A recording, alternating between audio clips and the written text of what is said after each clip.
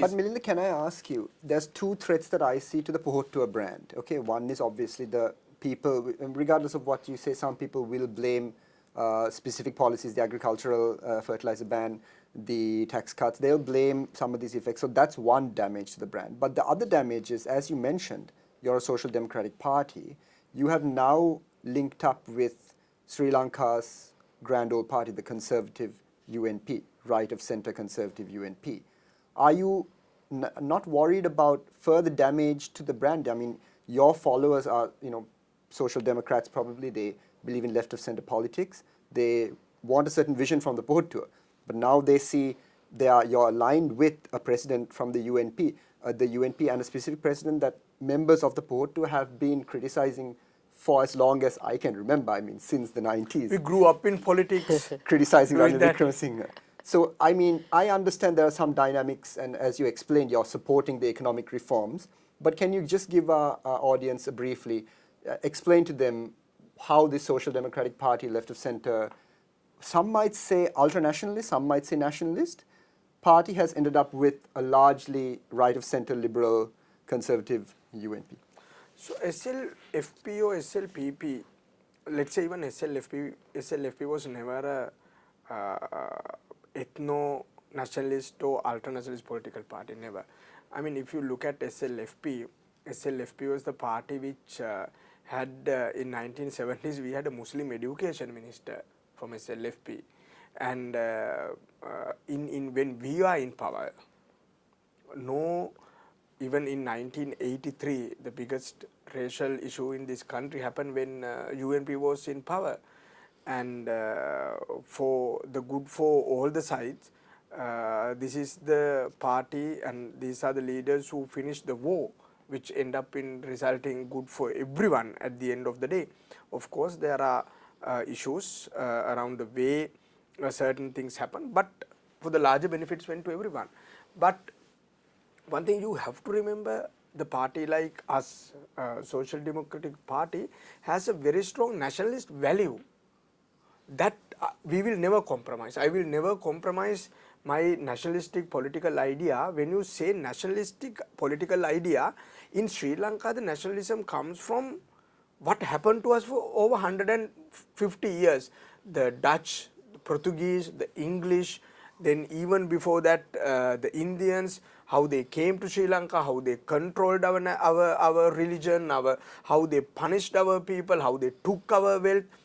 With all that, only the nationalist idea came to this country, and because of that nationalist, the political movement of this country, we have been fighting for a very long time against all those evil forces which came to Sri Lanka. Even to date, the nationalist political idea of this country was born out of those activities, those ideas, what happened in the history. The nationalist movement in this country has a very rich history. And today, if you look at the bigger nationalist political idea in this country, has nothing to do with the only Buddhism or the only Sinhala values. It has, now let's say the war. The nationalist movement of this country always asked the political leadership of this country to finish the war and finish the terrorism, to protect the general Tamil people, the general Muslim people, the general Sinhala people, because everyone was suffering from that. There is a ultra ethno-nationalist movement in this country. That is true. Is there not every one country within has your that. party? No. Every country has that. But what had happened is, now let's say this as an example. We put Gotabaya Rajapaksa as a candidate. And we drive the entire campaign on his meritocracy, the technocracy, that everything.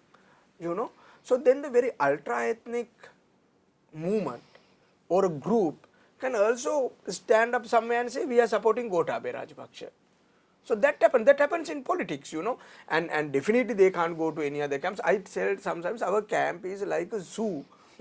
It's how any social democratic camp works. I just want to bring Lihini on the Lihini. I had planned on asking Milinda about nationalism and ultra-nationalism within the party, but I think it's a good opportunity to discuss nationalism and how you view what Milinda is talking about. So Milinda is essentially saying that that first of all there is a difference between nationalism and ultra-nationalism.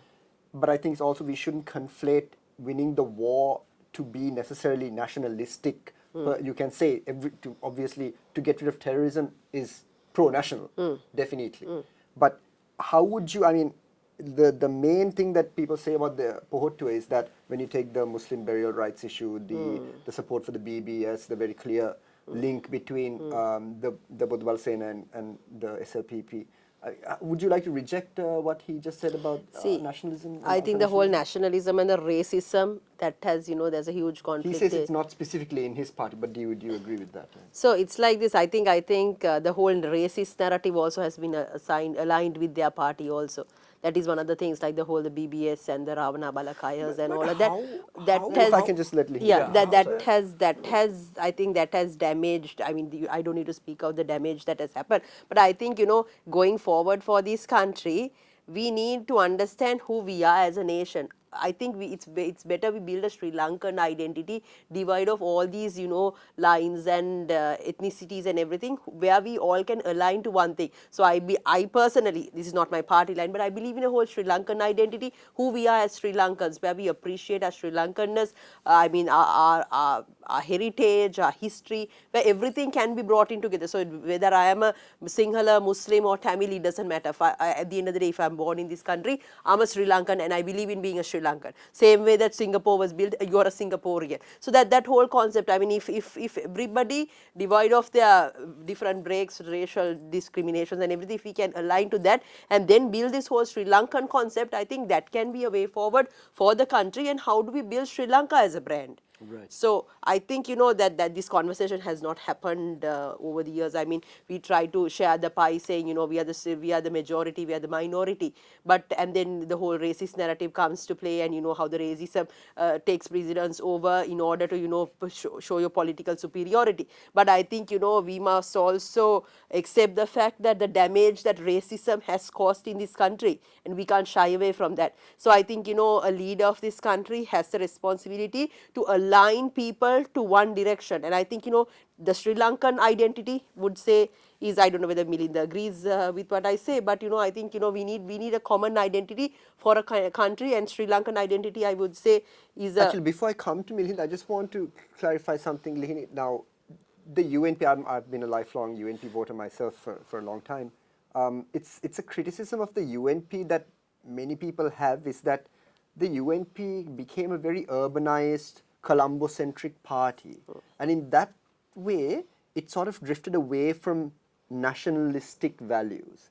Would you agree with that criticism of the UNP, and is the SJB different, do you think? I see SJB now is far more, is a more grounded party, because you see Sajith Premadasa, the entire UNP rural voter bank base is all with Sajith Premadasa. He's more with the people. So I know we have to accept the fact back in the day when UNP was there, their grassroots networks, that it was challenged to a certain extent. But with the SJB coming in with Sajith Premadasa and his political ideologies, he's far more grounded. So, and then with the people and the entire voter base is also the UNP ground level voter base is with Sajith Premadasa. That's how he became the opposition leader and all that. So I mean, answering your question, so yes, we do maintain that, and I think coupled with that, going forward, the whole what do you call it, the nationalistic, not the nationalist, I would say the narrative for Sri Lanka should also be developed in concurrence with all parties, I would say. Okay, I'll ask you a quick question. I want a quick answer before and I'll ask Milinda the same question. Do you think Sri Lanka is a Sinhala Buddhist country, or is it okay to say that Sri Lanka is a Sinhala Buddhist country? How do you view that? See, I think we can't we Buddhists, we from the constitution itself, there are certain definitions that have been given, but we must acknowledge the fact that we have the Tamils, we have the Muslims, we have all races, and so we need to create a culture where we respect all. Correct. It's not a case of I'm the superior, you're the minority, where we discriminate, and you define different lines and saying different colors. colours, and then using that as a political tool, as a political tool in an election campaign, which has happened, which has hurt people. And now if you go back in the day to the Aragalia, and if you saw the narrative that was there, you know, it was a platform that didn't have any discrimination. And if the youth of this country can align to one particular platform and show the entire nation that, you know, togetherness, the unity is the way for prosperity, I think, you know, that is a good learning, where politicians should not try to divide people for their voter bank. But I don't think our politicians, at the end of the day, they are behind the vote and, you know, their political narrative. They create a narrative from time to time which is very opportunistic, I would say, but which has brought down us as a nation. And we must accept the fact, and, you know, it's time we acknowledge where we have gone wrong and try to fix it. Two things, Milinda. So I want to ask the same question. Would you say that it's a problem if you say that Sri Lanka is a single Buddhist country? But I also want to get your point of view, because she talks about the Aragalia in a very positive sense. She looks at the Aragalia as a moment where Sri Lankans came together as with one purpose, with a singularity, which perhaps hasn't existed before. But you view the Aragalia as something that tainted a mandate. So I think you have a slightly different perspective on the Aragalia. So first, could you answer the question about the singular Buddhist country, and then tell me what you think about the Aragalia? Before that, I will answer the question you asked from Lihini. Sure. There is no relationship between Bodubala Sena and SLPP. That is Okay. relationship you all. I'll let you come back on that, Lihini, if you all are want. Drawing with your questions and your answers, there is no legitimate relationship, even politically or even personally. There is no relationship with Bodubala Sena.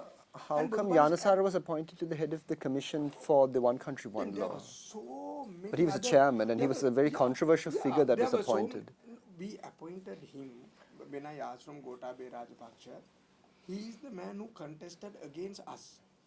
Now everyone is forgetting that they contested against our party in general election, and they even won a seat in the parliament. They have a separate mandate to be in the parliament, and they don't have any relationship with SLPP as a party. And not only Gnanasara, there were so many other people who have never voted for SLPP, who have never done politics with us, have been appointed to so many committees which President Gotabaya Rajapaksa appointed, and most of them have chaired.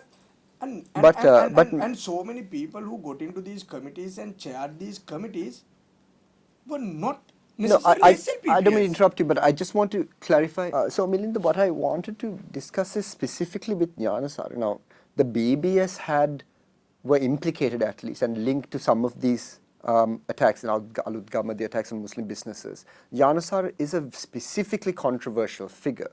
One country, one law in itself, some may say, is controversial. So, but why did Gotabaya Rajapaksa have to install someone so controversial? And there's a large, there's no shortage of clergy in Sri Lanka. There's a lot of monks you can appoint.